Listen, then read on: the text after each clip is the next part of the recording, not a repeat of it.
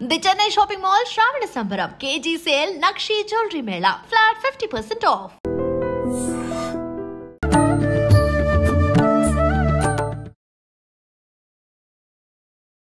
నమస్కారం, welcome to I dream. ధర్మ మార్గం విత్ విజిత కార్యక్రమానికి స్వాగతం. ప్రస్తుతం మనతో పాటు ఉన్నారు శ్రీ కామాఖ్య అమృత శోధనా సంస్థ వ్యవస్థాపకురాలు వేణుశ్యామమ్మ గారు. ఇప్పుడు అమ్మతో మాట్లాడి మరిన్ని విషయాలు తెలుసుకుందాం. అమ్మ నమస్తే. అమ్మ, మనకు కృష్ణాష్టమి రాబోతోంది. కృష్ణాష్టమి రోజున మనం చేయాల్సిన విధి విధానాలు ఏంటో వివరించండి. కృష్ణాష్టమి, కృష్ణ అంటే ఆనందం అని అర్థం. ఆ, అందుకే ఆయనకి అంటే పూజలు విధానాలు ఏం ఉండవు. అక్కడ ఉన్నదంతా మధుర భక్తే. ఉమ్, మధుర భక్తి అంటే ఆయన్ని ప్రేమించడమే.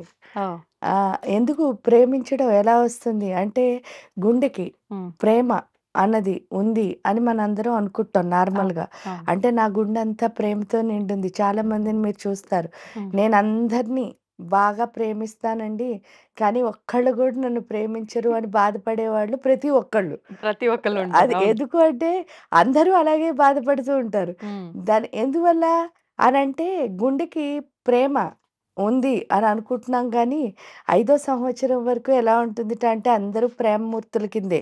ఉమ్, ఎందుకు మనకి దేవుడు పంపించినప్పుడు చాలా ప్యూర్‌గా పంపిస్తాడట. ఆ, అందుకే పిల్లలు చూడండి, వాళ్ళ దగ్గర ఏమున్నా సరే అరమరికలు లేకుండా వీళ్ళు నా వాళ్ళు, వీళ్ళు పరాయి వాళ్ళు అని లేకుండా అందరూ తన వాళ్ళే అన్నట్టు ఏదైతే ఉంటారో ఆ స్థితే ప్యూరిటీ అంటే. ఉమ్, కానీ ఎప్పుడైతే 6వ సంవత్సరంలో అడుగుపెట్టామో ఈ గుండెల్లోకి ఏంటంటే మోహం అని వస్తుందిట. ఉమ్, అందుకే కృష్ణుడిని ఏమని పిలుస్తారంటే మదన మోహనుడు అని పిలుస్తారు. ఓ, మదన మోహనుడు అంటే ఏంటంటే మోహం అంటే ఏంటి? ఆకర్షణలు. ఉమ్, చాలా ఆకర్షణలు లోపలికొస్తాయి. అవును, ఒక్కొక్కటి అంటే ఇది కావాలి, అది కావాలి, ఇది బావుంది, అది బావుంది అన్నీ ఆకర్షణలే. అవును, అదొచ్చినప్పుడు ఏమవుతుంది అంటే ఆశించడం ఎక్కువైపోతుందనమాట. ఉమ్, ఆశించడం అంటే ప్రతి ఒక్కదాని నుంచి మనం ఎక్స్‌పెక్ట్ చేస్తూ ఉంటాం. వాస్తవం. ప్రకృతి నుంచి. అవును. ఆ ఎక్స్‌పెక్ట్ చేయడం వల్ల ఏమవుతుంది అంటే మనం ఉన్నదాన్ని మనం ఎంజాయ్ చెయ్యం. ఉమ్, అంటే లేనిదేదో కావాలని. కావాలనిపిస్తుంటుంది. ఇక్కడ మదన మోహన అంటే అర్థం ఏమిటి అంటే మోహం ఏదైతే ఉందో మనలో ఉన్న మోహాన్ని ఏం చేస్తాడట, మదనం అంటే అర్థం ఏమిటి? మనలో ఉన్న సఫరింగ్. ఉమ్, ఈ ఈ మోహం ఉన్నంత సేపు సఫరింగ్ ఏంటి అంటే అవును. నేనన్నిటిని చూసుకుంటున్నాను, నేను ప్రేమిస్తున్నాను, నేనే సఫరర్‌ని, నేనే త్యాగమూర్తిని, ఇలాంటి భావాలన్నీ గుండెల్లో ఉంటాయన్నమాట. అందరిలో అందరిలో ఉండేవేవి. ఉంటాయి. ప్రతి ఒక్కళ్ళలోనూ అవును. ఉంటాయి. అవును. ఇక్కడికొచ్చేసరికి మోహనుడు ఎప్పుడైతే వచ్చాడో అంటే ఏంటి అంటే మోహనత్వం అంటే ఏంటి? చాలా సుందరంగా మార్చుకోవడం. హ్మ్. సుందరంగా మార్చుకోవడం అంటే ఆయన అందంగా మార్చుకోవడం. ఆ అందం ఏమిటి అంటే ఈ ఆశించే లక్షణం ఎప్పుడైతే తీసేస్తాడో హ్మ్. అనుభవం అన్నది వస్తుంది అంటే మనకు గుండెకి. కనిపించే ఈ బయట సౌందర్యం కాదు ఆ కాదు. అందం. హ్మ్. అనుభవం వస్తుంది. అనుభవం అంటే ఏంటి అంటే ఉన్న ప్రతి దాన్ని ఎంజాయ్ చేయడం. ఆ! అంటే నాకేదొచ్చిందో దాన్ని ఎంజాయ్ చేసేయాలి ఫస్ట్. అంతే. అంతే తప్ప రానిదేదో వస్తుందని నేనేం చేసినా బాధపడుతున్నాను. అదెందుకొస్తోంది అనంటే హ్మ్. మన దగ్గర ఉన్నవేవి మనకి తెలియదు. ఊళ్ళో ఉన్న అన్నీ తెలుస్తూ ఉంటాయి. అవును. ఎందుకంటే మన చూపంతా బాహ్య ప్రపంచం వైపే. హ్మ్. ఎప్పుడైతే వీటన్నిటిని చూస్తున్నానో, వాటన్నిటి నుంచి ఆశిస్తున్నానో, ఈ ఎంజాయ్‌మెంట్ అన్నదాన్ని కోల్పోతున్నాను. ఆ! అనుభవం ఉంటేనే ఆనందం అన్నది ఉంటుంది. ఇక్కడ అందుకే రాధా, కృష్ణ వాళ్ళిద్దరూ ఎక్కడుంటారంటే గుండెల్లో ఉంటారు. రాధ అంటే మీరు చూడండి. హ్మ్. రాధ అంటే అర్థం ఏమిటి? ధార అని అర్థం. దార. ధార అంటే ప్రేమధార. అలా ధారాపాతంగా ప్రేమను కురిపించేదెవరు అంటే రాధ. కృష్ణ అంటే ఆనందం. హ్మ్. ప్రేమమయమైన అంటే గుండె ఎప్పుడు ప్రేమొస్తుందో అప్పుడే ఆనందం వస్తుంది. అవును. అందుకని చెప్పేసి ఈ ఆశించే లక్షణాన్ని తీసేసి ఎవరైతే అనుభవం ఇస్తారో ఆయన్ని కృష్ణుడు అంటారు. హ్మ్. ఈ ప్రేమ ఎవరైతే మన లోపల పెట్టి మనకి ఆనందాన్నిస్తుందో ఆవిడ రాధ. అంటే ఈవిడేం చేస్తోంది? కృష్ణుడిని చేరుస్తోంది. అవును. కృష్ణుడు ఏం చేస్తున్నాడంటే రాధని రాధని. చేరుస్తున్నాడు. ఇక్కడ ఆ రాధా, కృష్ణ అన్నది విడిగా ఉండకపోవడానికి రీజన్ అది. హ్మ్. అంటే రాధ కృష్ణుడిని చేరుస్తుంది. కృష్ణుడు రాధని రాధని. చేరుస్తాడు. అక్కడ మీరు ప్రతి దాంట్లోనూ ఒక రాసలీల అనుకోండి, లేదా ఈ చీరలు వస్త్రాపహరణం హ్మ్. చేయడం అనుకోండి, లేదా కాళింగి మర్దనం అనుకోండి. ఒక్కొక్క లీలలో ఒక్కొక్క గొప్పతనం. అంటే మనం ఎంత బాగా కృష్ణుడిని ప్రేమించాలి అవును. అన్నదే మనకు తెలుస్తుంది. హ్మ్. ఎందుకు అనంటే చాలామంది భక్తులు అని అనుకుంటారు ఫస్ట్ ఆఫ్ ఆల్. ఆ! అదొక అది కూడా ఒక అహంకారమే. రెండో అహంకారం ఏమిటి అంటే ఏదైనా ఇప్పుడు చూడండి గుడికి ఒక హ్మ్. డొనేషన్ ఇచ్చినా, లేకపోతే గుడి దగ్గర సేవ చేసినా నేను చాలా గొప్ప సేవకుడిని అనుకుంటారు. అది అహంకారమే. అవును. ఏ ఇక్కడికొచ్చేసరికి డ్యూటీ చేస్తున్న వాళ్ళుంటారు హ్మ్. గుళ్ళో. హ్మ్. ఏ నేను 8 అవర్స్ ఇక్కడ డ్యూటీ చేయకపోతే ఇవన్నీ ఆర్గనైజ్డ్‌గా ఉండవు అనుకుంటారు. అది కూడా అహంకారమే. ఎందుకు అనంటే ఇక్కడ 8 అవర్స్ డ్యూటీ చేసేవాడు. సపోజ్ మనం తిరుపతి వెళ్ళామనుకోండి. అవును. 24 గంటలు టెంపుల్ తీసుంటుంది. అవును. 3 8లు 24 అంటే 8, 8 షిఫ్ట్‌ల కింద. డివైడ్ అయిపోయినాయి. 3 షిఫ్టుల్లో వస్తారు అవును. మనుషులు. వాళ్ళొస్తారు వెళ్ళిపోతారు 8 గంటలు వర్క్ చేసి. హ్మ్. ఈ భక్తులు నేను చాలా సేపు లైన్‌లో నుంచున్నానండి అంటారు. హ్మ్. అని ఒక 2, 3 గంటల్లో లేకపోతే మహా అయితే ఫ్రీ దర్శనం అయితే ఒక 24 గంటలు, 18 గంటలు రష్‌ని బట్టి ఉంటుంది. అవును. అంటే ఒక డే అంతా ఆ! మాక్సిమం వాళ్ళు వెయిట్ చేస్తున్నారు దేవుడి కోసం. కొంతమంది కింద నుంచి నడిచి వెళ్తారు. అవును. వాళ్ళు నాకు కాళ్ళు నొప్పులొచ్చి ఇలా దేవుడి కోసం వచ్చాను అంటే నేను చాలా భక్తిని ప్రదర్శిస్తున్నాను అని చెప్తారు. ఇంకా చూడండి డొనేషన్స్ ఇచ్చేవాళ్ళు వాళ్ళు. నేను ఈ విధంగా నా హ్మ్. శక్తినిచ్చి సేవ చేస్తున్నాను. హ్మ్. ఆడ తుడిచేవాళ్ళు వాళ్ళు. తిరుపతి నేను సేవకెళ్ళానండి. హ్మ్. అంటే అన్నీ గొప్పగా చెప్పుకుంటున్నాం కానీ, అక్కడ ఒక గొప్పతనం ఉంది. దాన్నెప్పుడు మనం చూడలేట. మనం అందరం 8 గంటలు పని చేసేవాళ్ళనుకోండి, 24 గంటలు భక్తిగా వెయిట్ చేసేవాళ్ళనుకోండి, ఈ డొనేషన్సో లేకపోతే తుడిచేసేవో ఏ సేవైనా అవును. సేవ చేసేవాళ్ళనుకోండి, కింద నుంచి నడిచేవాళ్ళనుకోండి, మాక్సిమం ఒక 24 గంటలు కష్టపడుతున్నారేమో హ్మ్. అంతే. హ్మ్. కానీ మీకోసం 24 గంటలు 365 రోజులు ఒకళ్ళు నుంచుని ఉంటున్నారండి అక్కడ. అది ఎవరికైనా గుర్తుంటుందా? గుర్తించట్లేదు. గుర్తించట్లేదు. ఇప్పుడు కంచి కామాక్షి. అవును. ఆవిడ దగ్గరికెళ్ళేసరికి ఆవిడ అలా కూర్చుని ఉంటుంది. అలా 24 గంటలు 365 రోజులు ఒకసారి కూర్చొని చూడండి. హ్మ్. కూర్చోగలమేమో కదలకుండా. అంటే మనం వస్తామని వాళ్ళు వెయిట్ వెయిట్ చేస్తున్నారు. చేస్తున్నారు. అప్పుడు వాళ్ళు గొప్ప, మనం గొప్ప. వాళ్ళే కదా గొప్ప. వాళ్ళే గొప్ప. ఆ గొప్పని గనుక గుర్తించామంటే హ్మ్. మధుర భక్తి ఆటోమేటిక్‌గా వచ్చేస్తుంది. ఆ! ఎందుకు అంటే దేవుడికి నేనేదో చేస్తున్నాను అని అనుకునే బదులు నాకింత చేస్తున్న దేవుడు నాతో ఇది చేయిస్తున్నాడు అట్‌లీస్ట్. అవును. ఎందుకంటే ఎ అది అది నేను మామూలుగా నేను చేయాలి అంటే చెయ్యాలి. చేయలేను. అవును. ఎందుకంటే చాలామంది చెప్తారు చూడండి, రోజు జపం చేయాలని, 1,00,000 చేయాలని చెప్పేసి హ్మ్. నేను చాలా పట్టుదలగా సంకల్పం చెప్పానండి. హ్మ్. కానీ మధ్యలో విఘ్నం వస్తోంది. అంటే మనం ఒక లక్ష్య జపం చేయడానికి పట్టుదలగా చేస్తాను అని అనుకున్నప్పుడు హ్మ్. అక్కడ ఏమవుతుంది అనంటే మనం చేయలేకపోయాం. అవును. అంటే నా కోసం నేను చేసేది. కానీ ఆయన ఏం చేస్తున్నాడు అంటే మన కోసం నుంచున్నాడు. హ్మ్. ఆవిడేం చేసింది అంటే మన మన కోసం కోసం కూర్చుంది. కూర్చొని. మధుర మీనాక్షి మన కోసం నుంచునుంది. అంటే ఇలా ఒక్కొక్కళ్ళని చూసినప్పుడు అటు సైడ్ నుంచి మనం ఆలోచించాము అంటే, ఇక్కడ నేనేం చేయట్లేదు అని మాత్రం చాలా బాగా అంతే. అర్థమవుతుంది. అర్థమవుతుంది. అది ఎప్పుడొచ్చిందో అహంకారం అన్నది పోతుంది. ఈ శరీరం ఎందుకు అంటే పరోపకారార్థమే. హ్మ్. అది రావడం ఏదైతే ఉందో అదే కృష్ణ భక్తి అంటే. కానీ చాలా కష్టమేమో కదమ్మా! చాలా. అందరికీ సాధ్యపడుతుందని కూడా చెప్పలేం. అవ్వదు. హ్మ్. ఎందుకంటే ఆ మధుర భక్తి సాధ్యం అవ్వాలి అంటే మనం ఎప్పుడూ రాధనే ఉపాసించాలట. హ్మ్. ఆ రాధని ఎందుకు ఉపాసించాలి అంటే ఆవిడ కృష్ణుడు ఒక్కడినే ప్రేమించిందిట ఈ సృష్టిలో. హ్మ్. కానీ అదే కృష్ణుడిని ప్రతి అణువణువులో, పరమాణువులో చూడగలిగిందిట. అవును. అందుకని ఒక్కళ్ళని ఫస్ట్ ప్రేమించడం మనం నేర్చుకుంటే హ్మ్. అది ఏ ఒక్కళ్ళైనా పర్వాలేదు. ఆ ఒక్కళ్ళని సృష్టి అంతా చూడగలిగే స్థితి అన్నదొస్తుంది. అది ఆ ఒక్కళ్ళు ఎవరు అంటే ఫస్ట్ నన్ను నేను ప్రేమించుకుంటేనే మిమ్మల్ని ప్రేమించగలుగుతాను అవును. కాబట్టి, అవును. ఇక్కడి నుంచి మొదలుపెట్టి అక్కడికి వెళ్ళి, అప్పుడు దాన్ని సృష్టి అంతా చూడగలిగే స్థితి హ్మ్. ఏదైతే ఉందో అదే రాధాకృష్ణ తత్వంలో ఉంటుంది. అదే తెలియాలి అంటే ఎప్పుడు వాళ్ళకి దగ్గరగా ఉండాలి. ఆ దగ్గరగా ఉండడం అంటే ఈ సైడ్ నుంచి కాకుండా ఆ సైడ్ ఆ సైడ్ నుంచి నుంచి. ఆలోచించడం అంటే మొదలుపెట్టాలి. మనం భక్తితో ఇందాక మీరన్నట్టు ఏ పూజలు, ఆరాధనలు ఇవన్నీ కాదు. వాళ్ళకు దగ్గరగా వాళ్ళని తెలుసుకుంటూ ఉండటమే. హ్మ్. ఆ రోజున గూడా మనం ప్రత్యేకించి ప్రత్యేకించి. చేయాల్సింది. శ్రావణ మాసం ముగింపు దశకి రాబోతున్నాం. ఇది అయిపోయింది అంటే నెక్స్ట్ మనకొచ్చేది భాద్రపద మాసం. మరి భాద్రపద మాసం యొక్క విశిష్టత ఏంటి? ముఖ్యంగా భాద్రపద మాసం వచ్చింది అనంటే గణేష్ నవరాత్రులు. అసలు పిల్ల, పెద్ద తారతమ్యం లేకుండా మంచిగా భక్తితో ఎంజాయ్ చేసే రోజులేమైనా ఉన్నాయంటే ఈ నవరాత్రులే. వినాయక నవరాత్రులు. ఆ వినాయక చవితి విశిష్టత గురించి గూడా వివరించండి. వినాయకుడు. ఆయన్ని గణపతి అని హ్మ్. పిలుస్తున్నాం. అంటే ఏంటి? గణాలకి అధిపతి. అధిపతి.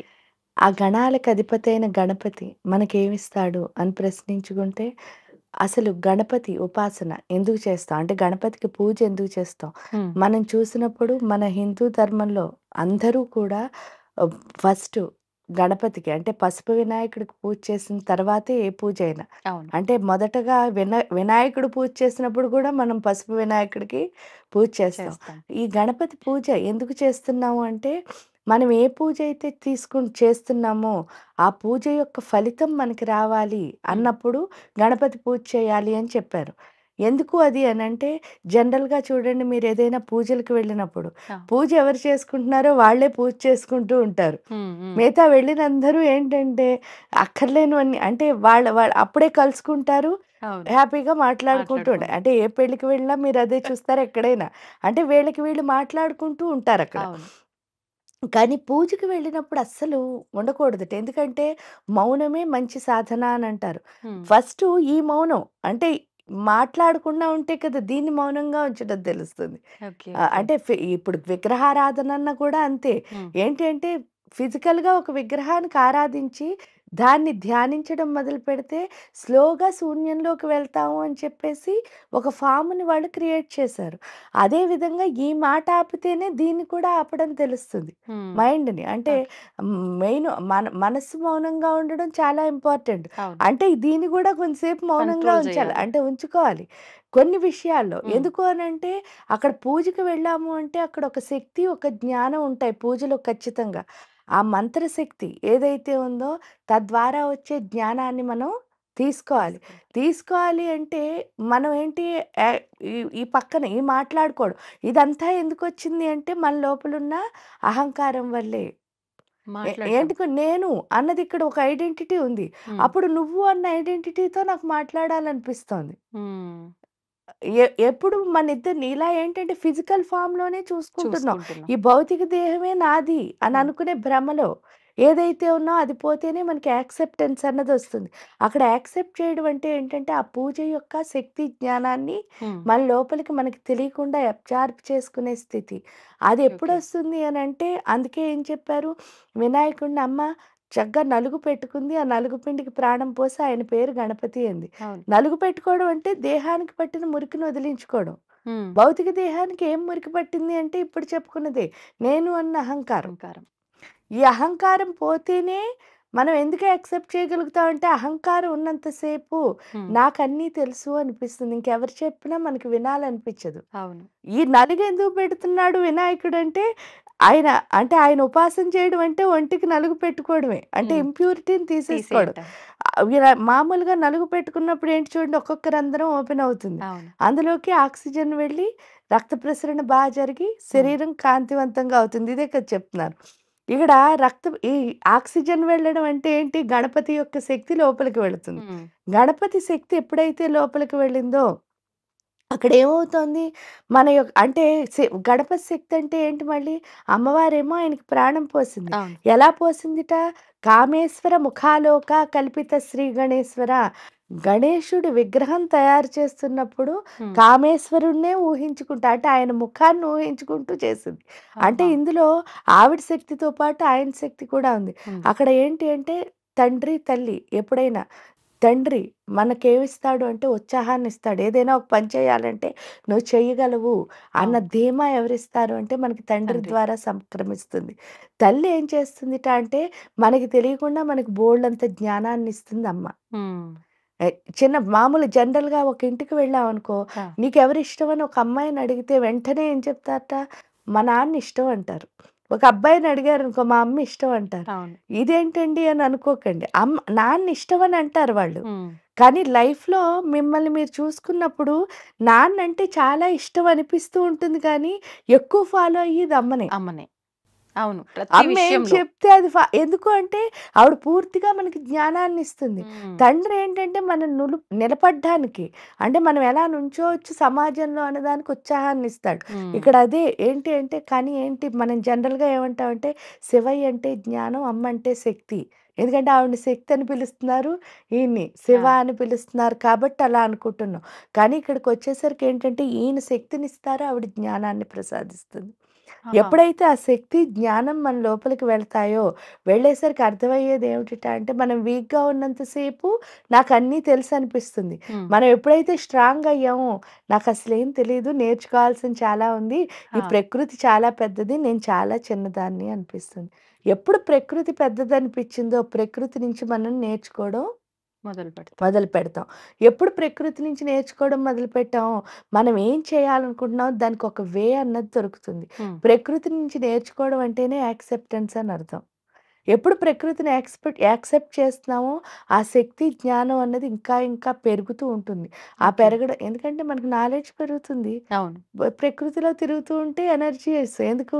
సూర్యుడు ఒక ఎనర్జీ ఇస్తే, చంద్రుడు ఒక ఎనర్జీ ఇస్తే, అవును. వాయువు ఒక ఎనర్జీ ఇస్తే, అగ్ని ఒక అన్నీ వస్తాయి అవును. మనకి. అవును. ఎప్పుడైతే వచ్చాయో మనం ముందుకు వెళ్తున్నప్పుడు మీరు వెళ్ళాలనుకున్న ప్లేస్‌కి మీకు ఒక వే అన్నది దొరుకుతుంది.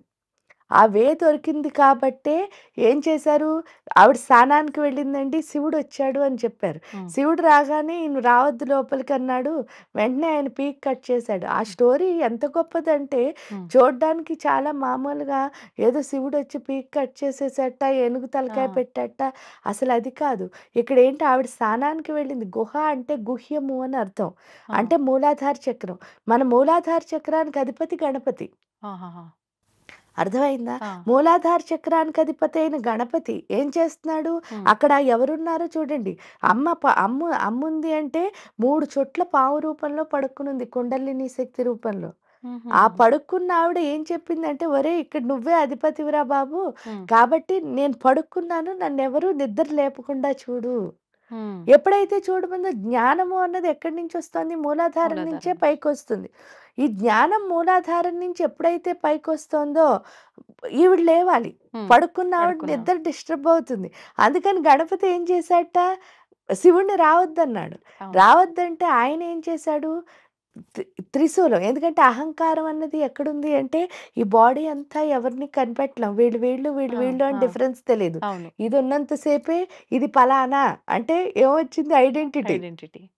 ఫలానా అని ఎక్కడ చెప్తున్నాం అంటే ఇక్కడి నుంచే. అవును. అంటే ఈ ఫేస్‌ని బట్టి ఇది ఇది అని చెప్పగలుగుతున్నాం. అవును. అదే కనుక ఫేస్ లేకుండా మొండి ఉంటే ఎవరెవరో చెప్పలేం. కష్టం గుర్తించటం. హ్మ్. గుర్తించడం. అంటే ఇక్కడికొచ్చేసరికి మన ఐడెంటిటీ ఏంటంటే మన ఫేస్ అన్నమాట. హ్మ్. హ్మ్. అయ్యేసరికి శివుడు ఏం చేశాడు ఐడెంటిటీని తీసేశాడు. హ్మ్. దేనితో తీశాడు అంటే త్రిశూలం. త్రిశూలంతో. ఇక్కడ త్రిశూలంతో తీయడంలో ఉన్న ఆంతర్యం ఏమిటి? అక్కడ ఏనుగు తలకాయని బిందుకు పెట్టారు.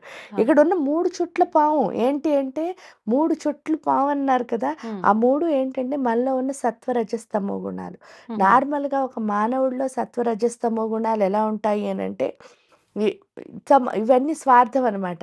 ఏమిటి అంటే తమోగుణం ఎప్పుడు ఏం చెప్తుందిట, "నీ శరీరానికి చాలా రెస్ట్ హ్మ్. అవసరమమ్మా పడుకో, పడుకో" అంటుందిట. బద్ధకించటమేమో. బద్ధకించడం తమోగుణం. హ్మ్. ఇంక రజోగుణం వచ్చేసరికి ఏం చేస్తూ ఉంటుందిట, నువ్వు అందరితోను అంటే వీళ్ళు ఇలాంటి వాళ్ళు, వాళ్ళు అలాంటి వాళ్ళు అని చెప్పి మనలో ఉన్న ఎమోషన్స్‌ని పెంచేసి అందరితో ఫైట్ చేయమని చెప్తూ ఉంటుంది రజోగుణం. ఆ! విసుగు ఎక్కువైపోయి. అవును. అవును. ఇంక సత్వగుణం అంటే ఏంటంటే, ఈ ప్రపంచం ఏమైపోయినా నీకు సంబంధం లేదమ్మా. నువ్వు ఒక్కదానివి మాత్రం మంచిదానివి అనిపించుకోవాలంటుందిట ఈ ఈ సత్వగుణం. అంటే ఏ ఒక్కటి లేకపోయినా ఇబ్బందే. అన్నీ ఉన్నా ఇబ్బందేనా అమ్మ? కానీ చాలామంది గుణాతీత అంటే ఏమనుకుంటారంటే, గుణములేమీ లేకపోవడం అని. ఆ! కానీ ఇక్కడ గుణాతీత అంటే కాదు, ఏ గుణాన్ని ఎక్కడ ఎలా వాడాలో తెలుసుకోవడాన్ని గుణాతీతము అంటారు. ఓహ్! ఇక్కడికొచ్చేసరికి ఈ ఆ! సత్వరజస్తమో గుణాలు మంచివి కాదు. ఆహా! అందుకని ఆయన త్రిశూలం వాడాడు. అక్కడ హ్మ్. వాడిన ఆయుధం చూడండి. అవును. ఆ త్రిశూలం అన్నా కూడా 3. సత్వరజస్తమో గుణాలే. ఇక్కడికొచ్చేసరికి ఈ తమోగుణం పడుకో అంటోంది కదా! హ్మ్. ఇది ఎప్పుడు ఏమంటుందిట, ఎప్పుడు మెళకువగానే ఉండు. ఓహ్! ఇక్కడ బద్ధకంగా. బద్ధకంగా ఉండంటుంది. ఇక్కడెప్పుడు ఏంటంటే 24 అవర్స్ నువ్వు పని చేస్తూనే ఉండాలి అని హ్మ్. చెప్తుందిట. ఎందుకంటే శరీరానికి కష్టం లేకపోతే వచ్చేదాన్ని అహంకారం అంటారు. ఆ! అర్థమైందా? ఇంక రెండోది రజోగుణం. హ్మ్. ఏం చేస్తూ ఉంటుందిట? విసుగు, కోపం, చికాకు, హ్మ్. అందరితో దెబ్బలాడడం. ఇది ఈ రజోగుణం. హ్మ్. ఈ రజోగుణం వచ్చేసరికి ఏం చేస్తుందిట? ఇలాంటి చిన్ని చిన్ని ప్రాణాలు అవి కూడా నీలాంటివే. వాటితో అస్సలు ఫైట్ చేయకు. నీ కోపాన్ని దేని మీద ప్రదర్శించాలి అంటే ప్రపంచంలో బోలెడన్ని సమస్యలున్నాయి. హ్మ్. వాటన్నిటితో ఫైట్ చేయి. నీతో పాటు చాలామంది హ్యాపీగా ఉంటారు అంటుంది. మరి అది ఫైటింగే. కానీ ఏంటి అంటే అక్కడ ఆ ఫైటింగ్ మంచిది. అంటే సమాజ శ్రేయస్సు సమాజ కోసం. శ్రేయస్సు కోసం. అంటే ఏం లే ఇప్పుడు గేమ్ ఉందనుకోండి. హ్మ్. గేమ్‌లో నా స్వార్థం చూసుకొని నేను విన్ అవ్వడం, లేతే నేను సెంచరీ చేయడం గ్రేటా? హ్మ్. టీమ్‌ని గెలిపించడం గ్రేటా అన్నప్పుడు ఏదవుతుంది? టీమ్‌ని టీమ్‌ని. గెలిపించడం. ఇక్కడేంటంటే మన సెంచరీయే ఉంటుంది. హ్మ్. ఇక్కడికొచ్చేసరికి ఏంటంటే టీమ్ టీమ్ గెలవాలి. గెలవాలి. నా సెంచరీ ఎలా ఉన్నా నేను తర్వాత. నాతో పాటు అందరూ అనే అందరూ భావన అక్కడ. అక్కడుంటుంది. ఇక్కడికొచ్చేసరికి ఏమవుతుంది అంటే ఇక్కడ హ్మ్. ఇక్కడ నేనే ఉంటుంది. ఈడకొచ్చేసరికి మనందరం అయిపోతాం. అవును. ఇది ఈ సత్వగుణం ఏంటి నువ్వు మంచిదానివి అనిపించుకో అంటుంది. హ్మ్. కానీ ఈ సత్వగుణం ఏంటవుతుందిట అంటే నువ్వు మంచిదానివి అనిపించుకున్నా, అనిపించుకోకపోయినా అసలు సంబంధం లే. హ్మ్. కానీ మంచి చెయ్యి. ధర్మంగా ఉండు. అంతే. ఓకే. ఎందుకంటే ఇప్పుడు సపోజ్ చూడండి ఇద్దరు దెబ్బలాడుకున్నారు. హ్మ్. ఒకళ్ళకి మంచి అయితే డెఫినిట్‌గా రెండో వాళ్ళకి చెడ్డ అయిపోతావమ్మా. అంతే. ఏ కానీ ఇద్దరికీ మంచి అయ్యామంటే ఎవరి డిఫెక్టు? హ్మ్. మనమే డిఫెక్ట్ అది అర్థమైతే అవును. సరిపోదు. ఇద్దరూ మంచిదంటున్నారనుకోండి, హ్మ్. అప్పుడు మనం కరెక్ట్‌గా లేనట్టే. అవును. ధర్మం ఎప్పుడు ఏంటంటే ఒకళ్ళకి మంచయితే ఒక్కళ్ళకి. ఇంకోళ్ళకి చెడ్డ. అంతే. కాబట్టి ఇక్కడ ధర్మంగా ఉండడమే నేర్పిస్తుంది ఈ హ్మ్. సత్వగుణం. హ్మ్. ఏవైనా పర్వాలే. పర్వాలేదు. నీకు పేరు ఏదైతే వస్తే మనకెందుకు? అంతే. మంచి చేయడం ఇంపార్టెంట్. అవును. ఇక్కడ అది నేర్పిస్తది. ఈ ఏనుగు తలకాయ హ్మ్. పెట్టడంలో కూడా ఏంటి ఆంతర్యం అంటే, ఈ సృష్టిలో ఉన్న జీవులన్నిటిలోనూ ఏనుగుకి చాలా పెద్ద అహంకారం ఉంటుందిట. ఆహా! ఆ పెద్ద అహంకారం ఏమిటి అంటే, మామూలుగా మానవుడికి ఉండే అహంకారం ఈ కాలు గోరు నుంచి తల వరకు అంతే. ఆ! నఖశిఖ పర్యంతం అంటారు. ఆ కాస్తే ఉంటుంది నేను అని. హ్మ్. కానీ ఈ ఏనుగుకి అలా ఉండదుట అహంకారం. ఈ సృష్టి అంతా నేనే ఉన్నాను. ఈ సృష్టి మొత్తం నా లోపలుంది అంటది. అదే పెద్ద అహంకారం అంటే. హ్మ్. దాన్నే మహత్తహంకారం అంటారు. ఆహా! ఆ మహత్తహంకారం అంటే మహత్తత్వం కలది. హ్మ్. అమ్మవారి దాంట్లో ఉంటుంది మహతి మేరు నిలయ అని. ఆ మహత్తత్వం అంటే అర్థం ఏమిటి అంటే సృష్టి అంతా నేనే ఉన్నాను. హ్మ్. ఈ సృష్టి మొత్తం నా లోపలుంది. ఎప్పుడైతే అది అర్థమైందో అన్నిట్లో మనని అవును. చూసుకోగలుగుతున్నామో, ఇంక మనకి దేనిపైన అహంకారం ఏముంటుంది? ఉండదు. ఏముండదు. అది ఇక్కడ గణపతి సాధనలో మనకు అర్థమవుతుంది. పైగా ఈ ఏంటవుతుందంటే కుండలిని ఎనర్జీ ఎప్పుడైతే ఈ శివుడు అంటే జ్ఞానం లోపలికి ప్రవేశించిందో హ్మ్. వెంటనే కుండలినికి మేల్కొంటుంది. ఆ మేల్కొనేసరికి ఏమవుతుంది అంటే ఒక్కసారి ఎప్పుడైతే పైకి లేచిందో ఈ హ్మ్. మూలాధార, స్వాదిష్టాన చక్రాలు రెండిటికి ఒక ముడి ఉంటుంది. ఆ! లింక్ లాగా. ఆ ముడి పేరేంటి అంటే బ్రహ్మగ్రంథి అని పిలుస్తారు. ఈ కుండలిని ఆహా! లేవగానే బ్రహ్మగ్రంథి విభేదన హ్మ్. అన్నది జరుగుతుంది. ఎప్పుడు బ్రహ్మగ్రంథి విభేదన జరుగుతుందో అప్పుడు ఏమవుతుంది అనంటే మనకి అంటే ఇది సాధన చేయగా జరిగేది. హ్మ్. కుండలిని లేచిందని మనం అనుకున్నప్పుడు కాదు. హ్మ్. అది నిజంగా లేచినప్పుడు జరిగేది ఏంటంటే బ్రహ్మగ్రంథి విభేదన ఆ! అన్నది జరుగుతుంది. ఎప్పుడు జరిగిందో అప్పుడేంటి అంటే బ్రహ్మ అంటే సృష్టికర్త. హ్మ్. మనకు అర్థమయ్యేదేంటంటే నేనెందుకు పుట్టాను? అంటే మనం పుట్టిన సృష్టి రహస్యం అవును. అన్నది ఆ గణపతి సాధనలో అర్థమవుతుంది. కాబట్టి గణపతికి ఎందుకంత ఇంపార్టెన్స్ అంటే ఈ భూమి మీదకి నేనెందుకొచ్చాను అన్న పర్పస్‌ని పర్పస్. ఎవరైతే మనకి తెలియచేస్తారో ఆయన పేరే గణపతి. హ్మ్. అందుకే ఆయన పక్కన సిద్ధి, బుద్ధి, భార్యలని చెప్తారు. అవును. బుద్ధి అంటే ఏంటి? మనలో ఉన్న యాటిట్యూడ్ హ్మ్. ఏదైతే ఉందో దృష్టి లోపం. ఆ దృష్టి లోపాన్ని ఎవరైతే తీసేస్తారో ఆయనే గణపతి. ఆహాహా! ఎందుకు మనకన్నీ తెలుసని తెలుసు. ఒకటుంది కదా! దానివల్ల అందరిని బ్లేమ్ చేస్తూ ఆ! ఉన్నాం కదా! అంటే ఆ! ఆ దృష్టిలోపం మొత్తం పోయింది. హ్మ్. ఎప్పుడైతే దృష్టిలోపం అంతా పోయిందో అప్పుడేమవుతోంది? సిద్ధి. హ్మ్. అంటే మనం అనుకున్న పని మీద కమిట్ అయ్యి కూర్చోగలిగే స్థితి ఏదైతే ఉందో హ్మ్. ఆ స్థితినిస్తాడు గణపతి. అప్పటి వరకు ఏంటంటే అందుకే విఘ్నాలుండవంటారు. హ్మ్. మనం ఏం చేస్తుంటే ఇంబాలెన్సే చేస్తాననడం చెయ్యకపోవడం. చెయ్యకపోవడం. అంటే కమిట్మెంట్ ఉండదు. అవును. ఆ కమిట్మెంట్ ఇచ్చేదే గణపతి. హ్మ్. ఒక దాని మీద కూర్చుని చేస్తాను అంటే ఖచ్చితంగా చేయగలిగే స్థితి గణపతి వల్లొస్తుంది. ఓకే. ఓకే. దానికి తోడు ఆయనది చాలా సూక్ష్మ బుద్ధి. అది మీరు ప్రతి చోట చూస్తారు. అంటే మన బుర్ర చాలా వేగంగా పనిచేసేటట్టు పనిచేస్తాడు. చేస్తాడు. ఎప్పుడైతే బుర్ర వేగంగా పనిచేస్తుందో ఎందుకు అనంటే పరిగెట్టి పాలు తాగడం కంటే నిలబడి నీళ్ళు తాగడం గొప్పంటారు. అవును. అక్కడ పరిగెట్టి పాలు తాగడం అంటే చూడండి కుమారస్వామి హ్మ్. చాలా స్పీడ్‌గా పరిగెట్టి ఎళ్ళిపోతాడు. ఈయన అక్కడే నుంచుని ఏం చేస్తాడు? 3 తల్లిదండ్రుల ప్రదక్షిణ. తల్లిదండ్రుల చుట్టూ 3 సార్లు ప్రదక్షిణ చేశారు. ఆ! ఇంకా అంటే అంత టెన్షన్‌లో నేను చెయ్యగలను అని ధీమా, అహంకారం అక్కడ కనిపిస్తే, ఇక్కడ నేను చేయలేనని తెలిసినప్పుడు భయమేస్తుంది నార్మల్‌గా. అవును. ఆ భయం లేకుండా బుర్రలో ఆలోచనొచ్చింది అంటే వాడు చాలా బ్యాలెన్స్. ఎందుకంటే ఇక్కడ 2 ఉంటాయమ్మా. జ్ఞానం అని ఒకటుంటుంది, తెలివని ఒకటుంటుంది. తెలివికి, 2 జ్ఞానానికి సెపరేట్. 2 సెపరేట్. ఆ! చూడ్డానికి ఒకటే అనిపిస్తూ ఉంటుంది. అవును. తెలివంటే ఏంటి? ఏంటి అనంటే మీరు 10థ్ పాస్ అయిపోయారనుకోండి. హ్మ్. మీ చెల్లి 9థ్ నుంచి 10థ్‌కొస్తుంది. హ్మ్. వస్తే మీరప్పుడు పేపర్ ఎలా రాయాలో, ఇదెలా చేయాలో, అక్కడ ఎలా ఉండాలో ఇవన్నీ చెప్తారు. చెప్పండి. ఎందుకంటే ఆల్రెడీ మీరు దాటేసారు కదా! ఎక్స్‌పీరియన్స్. ఆ! దాన్నేమంటారంటే తెలివంటారు. ఆ! అంటే మీరు మామూలుగా చేసుకుంటూ వెళ్తున్నారు. హ్మ్. జ్ఞానం అంటే ఏంటంటే, మీరు 10థ్ క్లాస్ పరీక్ష రాస్తున్నప్పుడు ఇవన్నీ ఫాలో అయితే దాన్ని జ్ఞానం అంటారు. అంటే ఆ సిట్యుయేషన్‌లో మీరంత బ్యాలెన్స్‌గా అప్పుడు ఉండాలి. మనం ఎలా హ్యాండిల్ చేసామో అది. అది బ్యాలెన్స్. అంటే మీరెంత బ్యాలెన్స్‌గా సిట్యుయేషన్‌ని హ్యాండిల్ చేశారు తెలివిగా హ్మ్. అన్నదాన్ని జ్ఞానం అంటారు. ఓకే. ఓకే. మన దగ్గరికొచ్చేసరికి చాలామంది మీరు చూస్తే సలహాలు అందరికీ ఇచ్చి ఇస్తారు. వాళ్ళ దగ్గరికొచ్చేసరికి ఏమవుతుంది? పప్పులో కాలు. అది అది అంటే టెన్షన్ అయిపోతూ ఉంటారు. అవును. ఆ టెన్షన్ ఉండకుండా హ్మ్. సిట్యుయేషన్ ప్రకారం ఎవరైతే నడుస్తారో వాళ్ళని జ్ఞానులు అని పిలుస్తారు. హ్మ్. అంతే తేడా. అంటే ఇవన్నీ మనకు సిద్ధించాలి అంటే గణపతి గణపతిని ఆరాధిస్తే సరిపోతుంది. సరిపోతుందంటారు. అంటే అది మనం ఇది ఇప్పుడు ఏదైతే హడావిడి చేస్తున్నామో పూజలు ఇవన్నీ నవరాత్రుల్లో అదంతా కాకపోయినా గణపతి మంత్రం చేసుకున్నా సరిపోతుందమ్మా? గణపతి మంత్రం చేయొచ్చు. హ్మ్. లేదంటే అక్కడ అష్టోత్తర శతనామావళి ఇదేదైతే ఉందో అవన్నీ చేసుకోవచ్చు. హ్మ్. ఏ గణపతికి ఎంత చేస్తే ఇగో ఇవన్నీ మనకంత బాగా వస్తాయి. వస్తాయి. వస్తాయి. అవును. అవి రావాలి అంటే ఖచ్చితంగా చేసి తీరాలి. దానికి చేసుకోవాలి. తోడు మనం ఉండ్రాళ్ళ నైవేద్యం పెడతాం. అవును. దానికి కూడా ఒకటుంది. ఏంటి అంటే జనరల్‌గా మూలాధార చక్రానికి ఉన్న లక్షణం మొండితనం. ఆహా! మొండితనం అంటే ఏంటంటే, హ్మ్. ప్రతి ఒక్కళ్ళు నా అండర్ కంట్రోల్‌లో ఉండాలి అని ప్రతి ఒక్కళ్ళకి ఉంటుంది.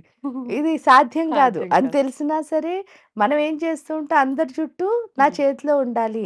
అందరి చుట్టూ నా చేతిలో ఉండాలి అంటే, ఈ సృష్టిలో ఒక్కళ్ళకి కూడా అవ్వదు. అవ్వదు. అక్కడికి వెళ్ళిన తర్వాత ఆ మోదకాలు ఏవైతే పెడుతున్నామో, అవి ఎందుకు పెడుతున్నాం అంటే, హ్మ్. నాలో ఉన్న ఆ యొక్క మొండితనాన్ని తీసేయి తండ్రి. హ్మ్. దాన్నే ప్రమోదం అంటారు. ఆ ప్రమోదం ఎప్పుడైతే వస్తుందో, ఇక్కడేమవుతుందంటే సమృద్ధిం ప్రమోదం.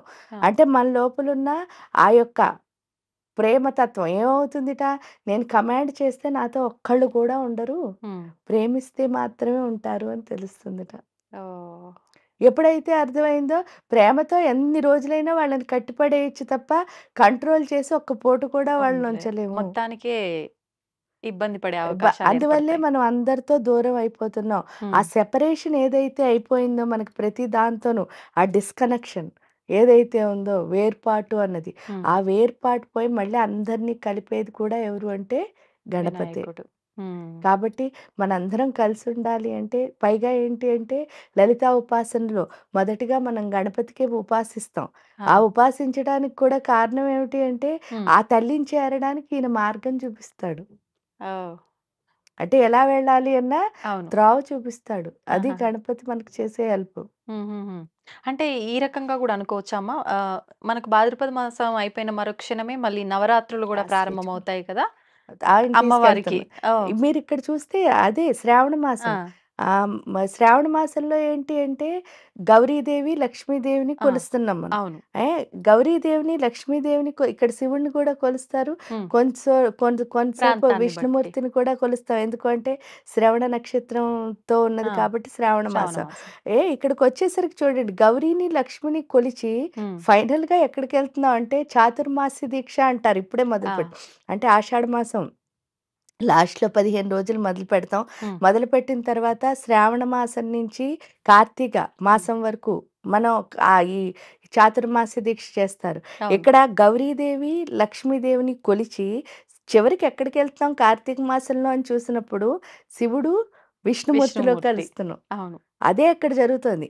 ఇంకా లలితా సహస్రంలో మీకు చెప్తే హ్మ్. బండాసురుడిని అని ఒక రాక్షసుడు పుడతాడు. హ్మ్. ఎప్పుడు అంటే శివుడు మన్మధుడిని బూడిద ఆ బూడిదలోంచొచ్చిన తమోగుణమే ఈ బండాసురుడు అనే రాక్షసుడు. ఆహా! బండాసుర అంటే అర్థం ఏమిటి? ఆ! మన బుర్రలో ఉన్న మందబుద్ధిని బండాసురుడు అని పిలుస్తారు. ఆహాహా!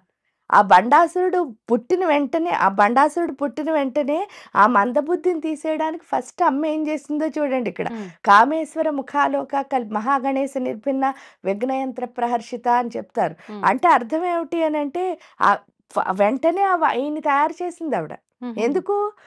ఈయనేమో మందబుద్ధి. అవును. మరి మందబుద్ధి పోవాలంటే ఏ బుద్ధి రావాలి? మంచి సూక్ష్మ బుద్ధి. బుద్ధి రావాలి. హ్మ్. అంటే బుర్ర అసలు పనిచేయదు ఇక్కడ. పనిచేయదు. ఇక్కడ వేగంగా పనిచేయడం పనిచేయదు. నేర్పించారు. నేర్పించిన తర్వాత వెంటనే మీరు చూస్తే హ్మ్. కరాంగుళి నకోత్పన్న నారాయణ దశాకృతి. హ్మ్. అంటే చేతి వేళ్ళు 10 నుంచి నారాయణుడి యొక్క దశావతారాలు. అంటే ఎవరు? మత్స్య, కూర్మ, వర, అవును. నరసింహ ఈ అవతారాలన్నీ వస్తాయి. హ్మ్. ఇవెందుకు అనంటే ఎప్పుడైతే మనలో మందబుద్ధి ఉందో అప్పుడేంటి అంటే బాగా అహంకారం వచ్చేస్తుంది. అంటే వాళ్ళ బుర్ర పనిచేయదు. పనిచేయక ఏం చేస్తారు? హ్మ్. అందరితో గొడవలాడి విడిపోయి నాకంటే గొప్ప లేదు అన్న పిచ్చితనం అవును. వచ్చేస్తుంది. అది అవును. ఏంటంటే ఒక్కొక్కసారి భరించలేనంత అహంకారం అన్నమాట ఆ మందబుద్ధి ఉన్న వాళ్ళకి. అవును. నిజంగా తెలివైన వాడు ఎవ్వరు ఇంకోళ్ళతో ఇటు విడిపోవడానికి ట్రై వీళ్ళు ఇబ్బంది పడతారు. అటు వాళ్ళని ఇబ్బంది ఎందుకు పెడతారు. మీకు ఎగ్జాంపులే ఇప్పుడు మీడియా ఉందనుకోండి. హ్మ్. హ్మ్. అంటే మనం చేస్తున్న మీడియా గురించే చెప్తా.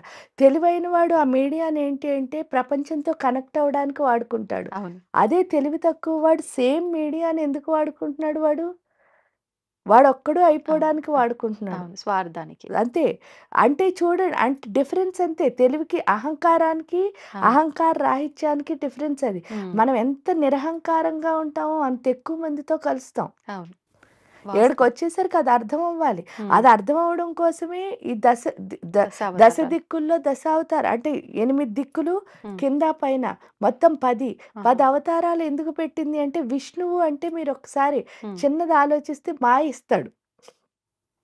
అంటే ఏ దిక్కు నుంచి మాయ రాకుండా వీడికి అంటే తన బిడ్డ మీద తల్లికి ఎంత ప్రేమ అనడానికి ఇంకా ఇంతకంటే మనం ఏం అవును. చెప్పక్కర్లే. అవును.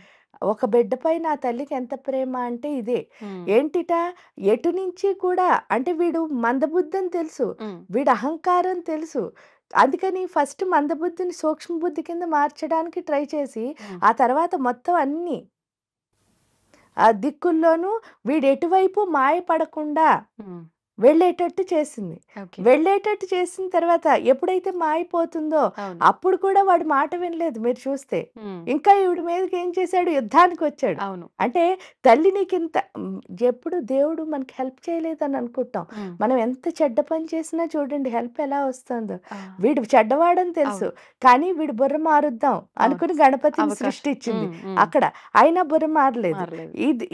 వాళ్ళ అన్నని పంపించింది విష్ణుమూర్తిని. విష్ణుమూర్తిని. అన్ని దిక్కుల్లో వాడికి మాయ లేకుండా చేసి నిజాన్ని తెలియచేయరా? హ్మ్. హ్మ్. ఎందుకు అంటే ఈ సృష్టి మొత్తానికున్న తల్లి ఒక్కతే నిజం. అవును. తల్లి ఒక్కతే నిజం ఎందుకు అనంటే నేను ఆ కడుపులోంచి వచ్చానన్నది ఒక్కటే నాకు నిజం. అవును. ఏ జీవైనా సరే మీరు చూస్తే అంతే. మిగతావన్నీ నమ్మకాలే. హ్మ్. ఈ నిజం దాన్ని నిజంకి అంటే ఈ నిజం ఏం చేస్తుంది?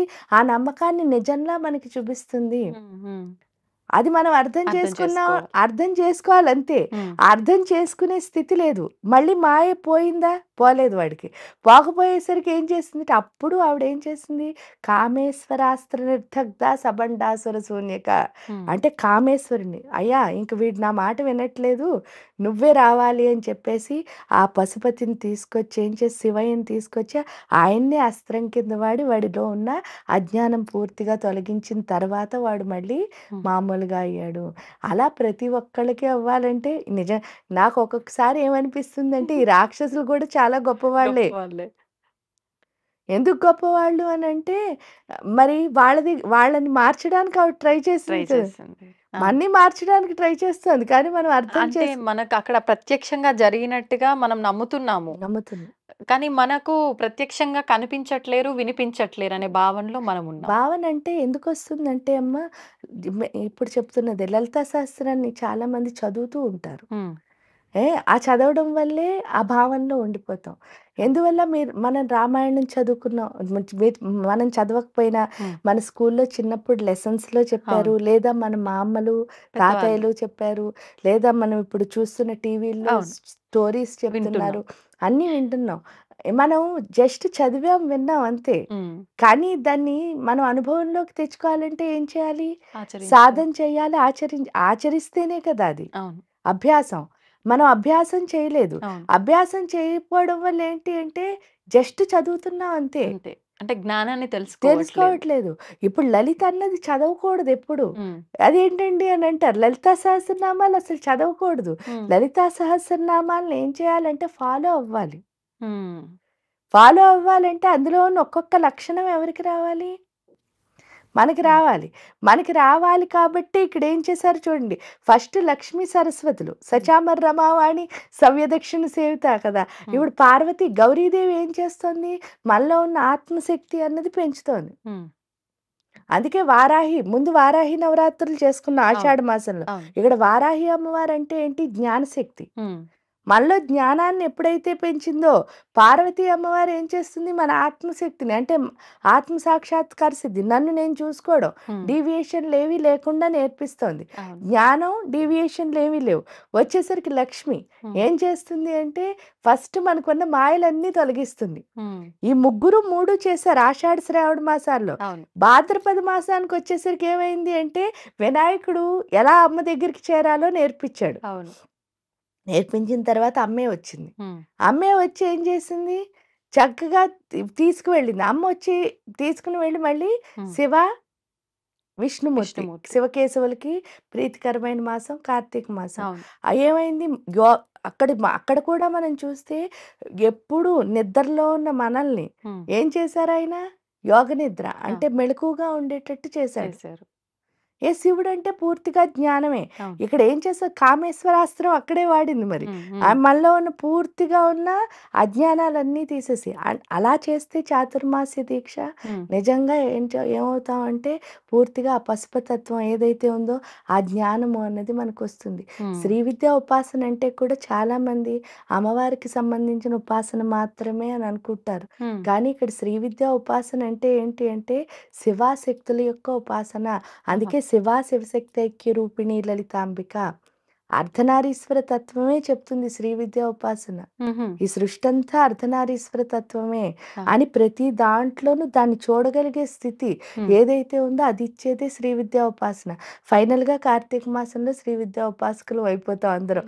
కానీ అలా వారాహిని అన్నీ ఆచరిస్తూ వస్తేనే ఆచరిస్తూ వస్తే. అంతేకాని చదివితే ఏ ఉపయోగం లేదు. ఉపయోగం లేదు. చదువుకుంటున్నానంటే ఉపయోగం లేదు. హ్మ్. ఎందుకు బోలెడన్నొద్దు. మీరు స్కూల్లో చదువుకుంటారు. అవును. అది మీ ఉద్యోగంలో పనికిరాదు కదమ్మా! అంతే. అంతే.